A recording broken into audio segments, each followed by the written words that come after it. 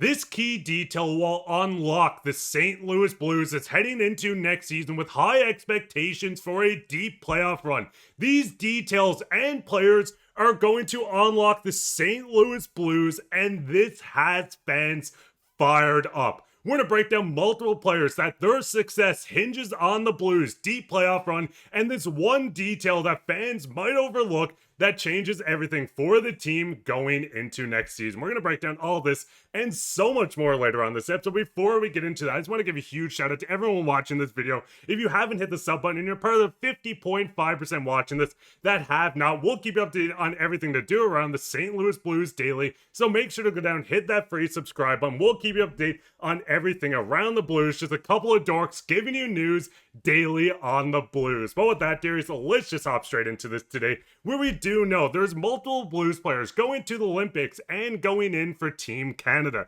Parayko, Binnington, and Robert Thomas. Now listen, there's a lot of influence coming in from Doug Armstrong being the general manager, but there's one detail when looking at the Blues going after any type of tournament. We've seen it last year with the Four Nations when they went on a 12-2-2 run, which was the best in the NHL, pushing themselves into the wild card, almost beating the President's Trophy. They got hot when this team went into a tournament style, getting their mojo, playing with elite talent. Do you think this is going to end up happening with a lot of Blues headlining the Olympics for Canada?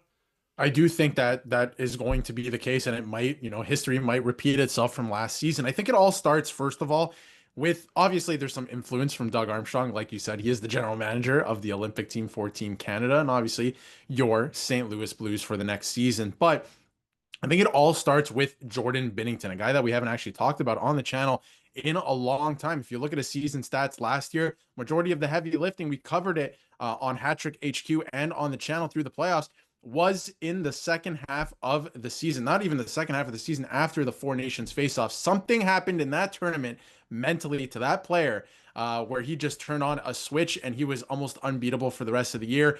He was the reason, make no mistake about it, that Team Canada won that gold medal game, or whatever you want to call it, the Four Nations Cup game, that finals. Without him, US wins that game probably by a couple goals. He was absolutely unbelievable. So I do believe in any case, any team around the league, everything goes through your goaltender. If you have a solid goaltender that your team has confidence in, they're going to play with a lot of confidence in front of him, and everything's going to flow through your goaltender. The Blues have nothing to worry about with Binnington. Of course, he is streaky at times. We even saw it a little bit last year, right? Nothing horrific or anything like that. He's definitely not a bad goalie or has stretches where he's unplayable or anything like that. But there are times where he's a lot better than not. So it's going to be interesting to see how he carries that and that momentum, first of all, into this season and the start of this season, but also through the Olympic break, what he's able to do with Team Canada. And then after the Olympic break, heading into the final stretch of the season, into the playoffs, because I think we're all expecting, the expectations are higher this year. We're all expecting the Blues to make the playoffs and actually make some noise this season. So I think it all starts with this guy, Jordan Binnington, and it's going to be interesting how everything else falls into place for the team. But of course, we got to get into the other two guys as well, because deserved spots, again, nothing's earned yet. You do have to go through things. Of course, injuries happen, all that stuff. But looks like Robert Thomas, with his play last year, has a real good chance to make the team. And obviously, Parayko, I think, is a staple on that blue line for Team Canada.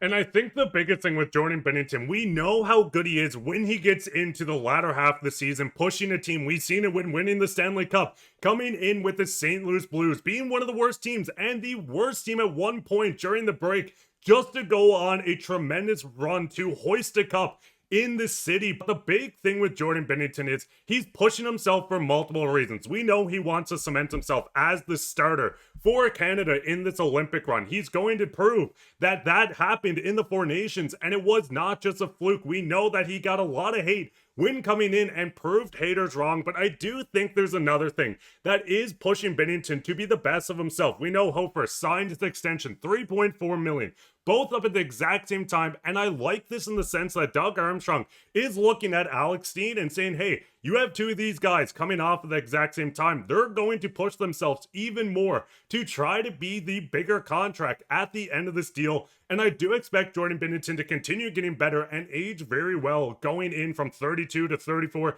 even to his late 30s. I think he's going to push to be the starting goaltender. But like you said, going further, Colton Parayko has been a staple with Canada. He's been a staple with the St. Louis Blues. We know years ago the rumors flying around, teams were interested, and the Blues did not move him, which thank God they never at that point. Parayko, a shutdown defenseman that can still put up points, a physical specimen standing at 6'6", 6'5", whatever it is.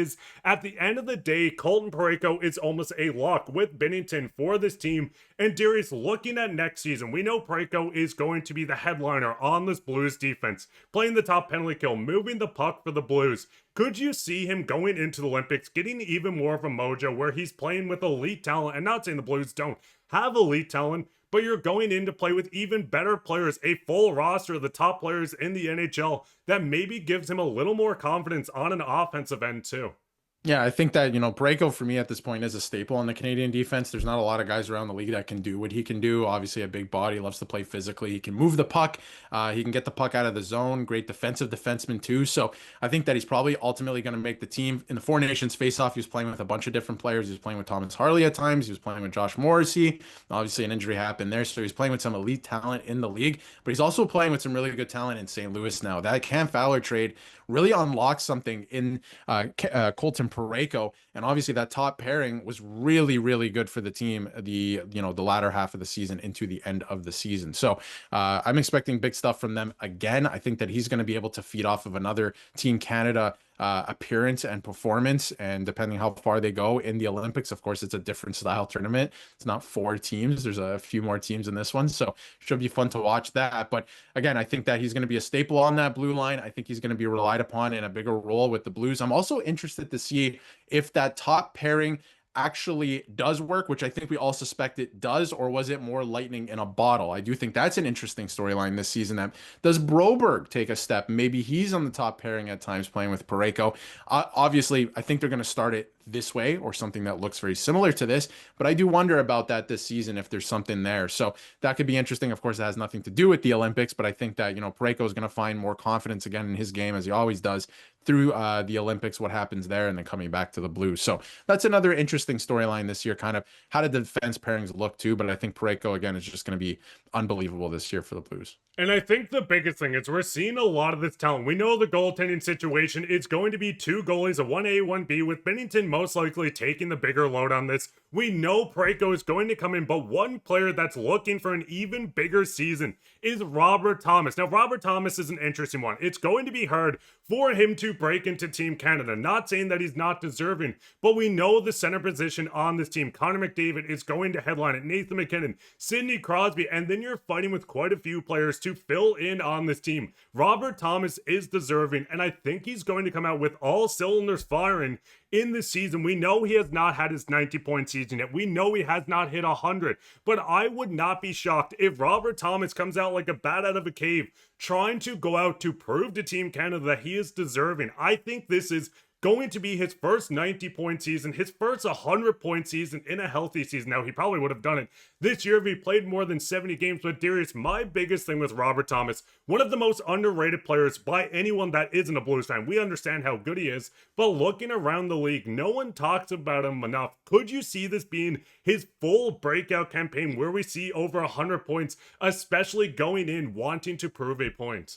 I think he's very hungry to prove a point this year. Like you mentioned, I think that when you look around the league, for the most part, for years, it was Alex Barkov that everybody said was super underrated around the league. Obviously, now he's not overrated, but he's definitely not underrated anymore. You can't put him in that category. But there's just a couple guys in my eyes that are around the league still, and one of them is Nick Suzuki in, Montreal, and then the other is Robert Thomas here in St. Louis. He's putting up incredible numbers, putting in great work. It's no recognition league-wide. Nobody almost ever talks about Robert Thomas. So I think that he's going to be shot out of a cannon this year to make that team, because yes, Doug Armstrong is the GM, and maybe there is some, favoritism there because of the familiarity, and, GMs love their guys. We all know that. So there's the real possibility he makes the team, right? But at the same time, I think Robert Thomas is out there to prove I belong here anyway. And this is not just my GM putting me on the team, right? Because of course, politics and all these other things, play into it. It always does in all sports. It doesn't matter. So I think that he's going to be hungry to prove that yes, I just do belong here. It doesn't matter who's the GM of this team. So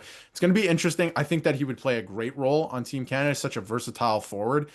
So it would be an interesting fit. I don't know where exactly, whether it's on the wing or center, because Team Canada is very deep up the middle. That is for sure. When, Connor McDavid's your second line center, you're feeling pretty good about yourselves, I think. But should be interesting to see how that all falls into place. But I think he's hungry to make a real impact and shoot for the stars, get that 100 points, because that would put him into another tier of player. He's already a great player, point a game player, can be that, and he's good for, at least I would say 70 points a year, at least at this point. But it's going to be interesting to see if he takes yet another step forward. And Blues fans, what is your thoughts? Do you think Jordan Binnington's going to come in hungry to prove that not only should he be the starter for Canada, but stay as the starter with the Blues team for the foreseeable future? Do you think Colton Parayko is going to come in and continue dominating the NHL? And what is your thoughts on Robert Thomas? Will this be his first 100-point season? Let us know down in the comments. And speaking of comments, let's get in the comments today from Ace Rob. And he says, great video. Let's go Blues. And listen, I just want to give a huge shout out to everyone watching these videos. We were not expecting the support coming from Blues fans, and it's incredible to do. If you want us to cover anything at all, a prospect, anything, rumors, reports, line breakdowns, let us know down in the comments. We love reading through them, and we want to cover everything you guys want to see. So let us know down below. While you're down there, leave a like, subscribe, share this with your friends. We'll be back in another episode, so keep your eye for that. But I've been your host, Mark, with my co-host, Darius, and take care.